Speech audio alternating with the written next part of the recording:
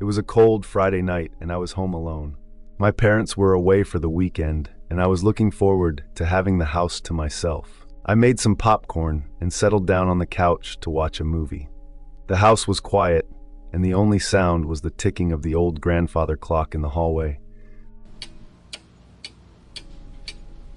Just as the movie started to get interesting, my phone rang. I glanced at the screen and saw it was an unknown number. Thinking it might be a wrong number or a telemarketer, I ignored it and focused back on the movie. But then it rang again. This time I decided to answer it. "Hello," I said. There was a brief silence before a raspy voice replied, "I can see you." I felt a chill run down my spine. "Who is?" I asked, my voice trembling. The line went dead. I tried to shake it off, convincing myself it was just someone playing a prank. I went back to the movie, but I couldn't concentrate. My mind kept replaying the creepy voice over and over again. An hour later, the phone rang again. I hesitated before answering, but curiosity got the better of me. "Hello," I said again, trying to sound braver than I felt. The same raspy voice whispered, "I'm closer than you think." My heart pounded in my chest. "Stop calling me," I shouted, but the line was already dead. Put my phone on silent and tried to calm down. Maybe it was just someone trying to scare me. After all, it was close to Halloween and people like to pull pranks. But deep down, I felt something wasn't right. I decided to go to bed early, hoping to sleep off the unease. As I was brushing my teeth, my phone buzzed with a text message. With trembling hands, I unlocked it and read the message. "I can see you in the bathroom." I dropped my phone in shock and looked around. The bathroom window was closed and the door was locked. How could anyone see me? I quickly finished brushing my teeth and ran to my bedroom, locking the door behind me. I tried to think of what to do. Should I call the police? What if it was just a prank? I decided to wait and see if there were any more calls or messages. Minutes turned into hours and I eventually drifted off to sleep. But around 2 a.m., I woke up to the sound of my phone ringing again. I didn't want to answer, but something compelled me to pick it up. "Hello?" I whispered. The voice was louder this time. "I'm in the house." I jumped out of bed, my heart racing. I grabbed a flashlight from my bedside table and crept out of my room. The house was dark and eerily silent. I checked every room, but there was no sign of anyone. Then I heard a faint noise coming from above me. The attic. I had never been in the attic before. My parents always said it was just old junk up there. But now, I had no choice. I found the attic ladder and slowly pulled it down. The creaking noise, it made sent shivers down my spine. With the flashlight in one hand, I climbed up the ladder step by step. The attic was dusty and filled with old boxes and cobwebs. I waved the flashlight around, looking for any sign of movement. Then in the far corner I saw it, a small old-fashioned phone sitting on a wooden crate. I approached it cautiously. The phone looked ancient, with a rotary dial and a long cord. It was impossible for it to be working, but as I got closer, it started ringing. My hands shook as I picked it up. "Hello?" I said, my voice barely a whisper. The same raspy voice replied, "I've been waiting for you." I felt a cold hand on my shoulder and screamed, dropping the phone. I spun around, but there was no one there. My flashlight flickered and then went out, plunging me into darkness. In a panic, I ran down the attic ladder, nearly tripping in my haste. I locked myself in my bedroom and called the police. They arrived within minutes and searched the house, but they found nothing. The attic was empty, and the old phone had disappeared. The police said it was probably just a prank, but I knew better. Something or someone was in that house with me. I never stayed home alone again, and I always wondered who or what was trying to reach me through that old phone in the attic. Before we get into the next story, if you come for the first time, please make sure to subscribe to a channel and press the bell icon for upcoming scary stories. We need your support. Please share the stories with your friends and family. Thanks. It was supposed to be a fun weekend getaway. My friends and I had rented a secluded cabin in the woods, far away from the noise of the city.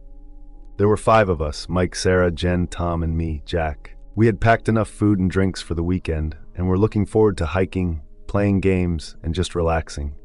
drive to the cabin was long and winding. As we got closer, the roads became narrower and the trees thicker. By the time we arrived, it was late afternoon. The cabin looked old but cozy, had a rustic charm with its wooden walls and stone chimney. We unloaded our stuff and explored the place. "Guys, this is awesome," Mike said, looking around. "Gonna have a great time." The first night, we made a big dinner and sat around the fireplace, talking and laughing.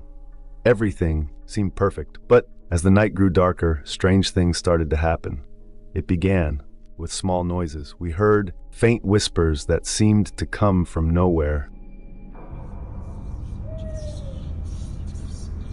At first, we brushed it off as the wind or animals outside, but then objects began to move on their own. A chair would slide across the floor, or a book would fall off the shelf. It was unsettling, but we tried to ignore it. "Maybe this place is just old and creaky," Jen suggested, though she didn't sound convinced. The next day, we went for a hike to clear our minds. The woods were beautiful, but I couldn't shake the feeling that we were being watched. Every rustle of leaves or snap of a twig made me jump. When we returned to the cabin, things got worse. That evening, as we were playing cards, the temperature suddenly dropped. We could see our breath in the air, and the fire in the fireplace flickered and almost went out. Then we heard it, a disembodied voice, clear as day. "Get out," it whispered. We all froze. "You hear that?" Sarah asked, her eyes wide with fear. "Yeah," I replied, my heart pounding. All did. Decided to investigate. Mike and Tom grabbed flashlights, and we split into pairs to search the cabin. Jen and I went upstairs while Mike and Tom checked the basement. Sarah stayed in the living room, too scared to move. Upstairs, the air felt heavy. We checked each room, but nothing seemed out of the ordinary until we reached the last room.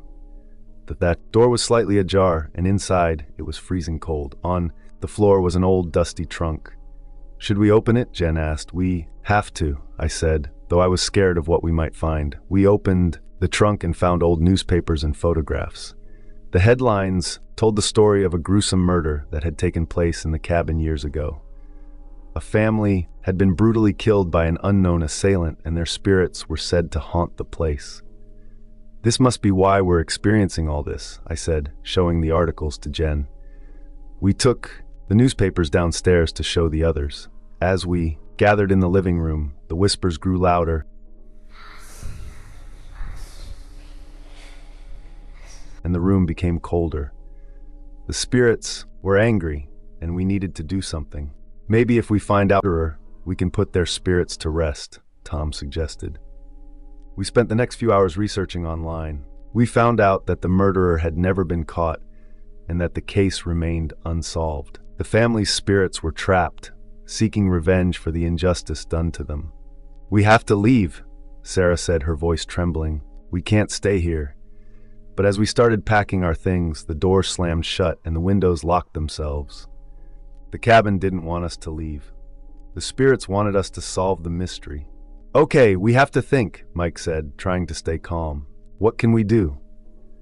I remembered reading about ways to communicate with spirits. "Maybe we can try to talk to them," I suggested. "Ask them what they need." We found an old Ouija board in the trunk and set it up on the table. We all placed our hands on the planchette, and I asked, "What do you want?" The planchette moved slowly, spelling out, "Justice." "What can we do to help you?" I asked.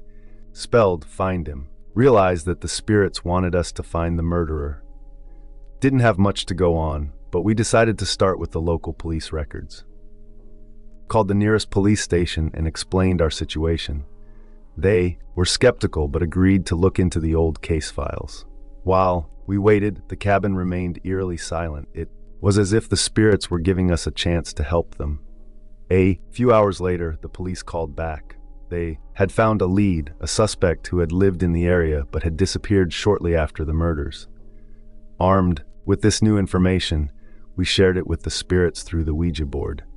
The planchette moved to spell "thank you" before the room suddenly warmed up and the oppressive feeling lifted.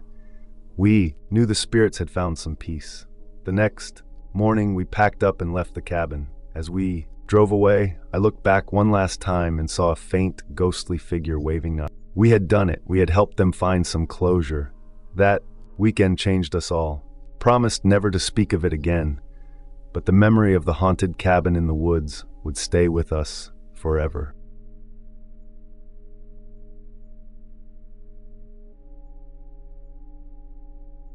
I had been working the night shift at St. Mary's Hospital for about 6 months. My name is Emma, and I was the newest nurse on staff. The hospital was old, with creaky floors and dimly lit hallways. The night shifts were usually quiet, with only a few patients to check on.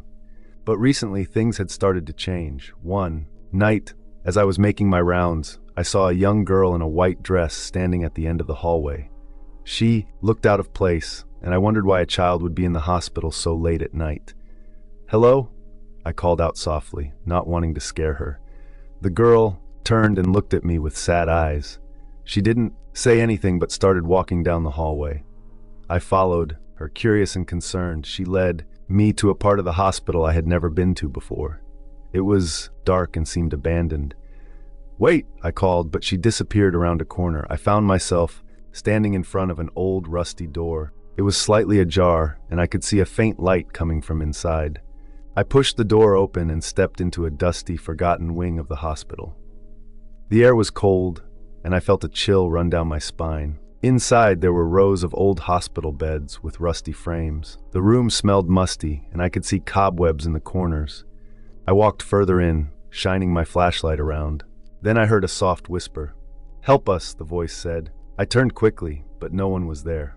My heart raced, and I felt a sense of unease. I knew I had to find out what had happened in this hidden wing. The young girl's ghost had led me here for a reason. I started searching through old files and records I found in a dusty cabinet. They were yellowed with age, but I could still make out the names and dates. I discovered that this wing had once been used for patients who were mentally ill. The records described terrible treatments and experiments that had been conducted on them. Many of the patients had died under mysterious circumstances. As I read, I felt a presence behind me. I turned and saw the young girl again. This time, she was not alone. There were other ghostly figures around her, patients who had suffered and died in this forgotten wing. "Please help us find peace," the girl whispered. Felt a lump in my throat. "How can I help?" I asked, my voice shaking. The girl pointed to a small door at the back of the room. I now walked over and opened it, finding a narrow staircase leading down into the darkness. I hesitated for a moment, but then started descending the stairs. The air grew colder with each step. At the bottom, I found a small, dimly lit room. It was filled with old medical equipment and journals. I picked up one of the journals and started reading. It was written by a doctor who had worked in the hidden wing. He described the cruel experiments he had conducted and how he had kept the patients' deaths a secret. Tears filled my eyes as I read about the suffering these people had endured. I knew I had to bring the truth to light and give these spirits the justice they deserved. I took the journals and records back upstairs, determined to expose the horrors that had taken place. The ghostly figures followed me, watching silently. I promised them that I would do everything I could to help them find peace. The next day, I went to the hospital administration with the evidence. At first, they were skeptical, but when they saw the records and journals, they couldn't deny the truth. An investigation was launched, and the hidden wing was finally acknowledged. A memorial was set up for the patients who had suffered and died there. As I stood by the memorial, I felt a warm breeze and saw the ghostly figures one last time. The young girl smiled at me, and I knew they had found peace. Working the night shift at St. Mary's Hospital had changed me forever. I had uncovered a dark secret and helped bring justice to those who had been forgotten. The hospital felt different, now lighter, as if a great weight had been lifted, and I knew that the spirits of the patients were finally at rest.